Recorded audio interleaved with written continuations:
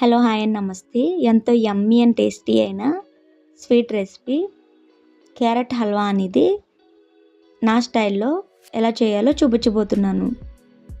2 పెద్ద సైజు అయిన క్యారెట్లని పీల్ చేసుకుని క్లీన్ చేసుకోవాలి. ఇలా క్లీన్ చేసిన క్యారెట్ని ఇలా సగంగా కట్ చేసుకోవాలి. నేను ఇక్కడ రెడ్ కలర్లో ఉండే హల్వా క్యారెట్ని వాడుతున్నాను. మీరు రెగ్యులర్గా దొరికే ఆరెంజ్ కలర్లో ఉండే క్యారెట్ని కూడా వాడచ్చు. ఈ క్యారెట్ని ఇప్పుడు తురుముకోవాలి. ఇలా తురుము పెట్టుకున్న క్యారెట్ని స్టవ్ మీద ప్యాన్ పెట్టి ప్యాన్ హీట్ అయిన తర్వాత నెయ్యి వేసుకోవాలి. నెయ్యి హీట్ అయిన తర్వాత ముందుగా తురిమి పెట్టుకున్న క్యారెట్ని ఇందులో యాడ్ చేసుకోవాలి. దీన్ని ఇప్పుడు 5-6 నిమిషాల పాటు కలుపుకుంటూ మీడియం మంట మీద సాఫ్ట్గా కుక్ చేసుకోవాలి. ఇలా కుక్ అయిన దాంట్లో 1/2 లీటర్ వరకు చిక్కగా ఉన్న పాలని వేసుకోవాలి.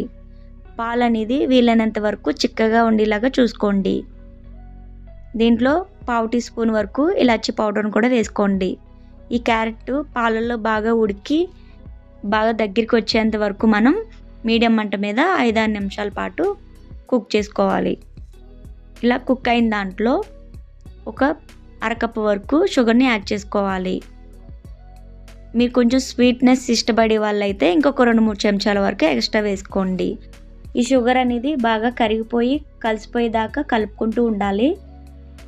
ఇలా ఫ్రై అయిన హల్వాలో మీకు నచ్చిన డ్రై ఫ్రూట్స్ ఏవైనా సన్నగా కట్ చేసుకుని వేసుకోండి. ఒకసారి బాగా కలిసేలా కలుపుకుని ఇంకొక నిమిషం పాటు దీన్ని ఫ్రై చేసుకోవాలి. అంతే అండి, ఎంతో యమ్మీ అండ్ టేస్టీ అయిన క్యారెట్ హల్వా అనేది రెడీ అయిపోయింది. మీరు ఇప్పుడు దీన్ని డైరెక్ట్గా అయినా సర్వ్ చేసుకుని తినేయచ్చు, లేదంటే 1 గంట సేపు ఫ్రిడ్జ్లో ఉంచి కూల్ అయిన తర్వాత అయినా తినొచ్చు. మీకు ఈ రెసిపీ కనుక నచ్చినట్లయితే ట్రై చేసి ఎలా వచ్చిందో కామెంట్ చేయండి. Please like, share and subscribe my channel. Thank you for watching.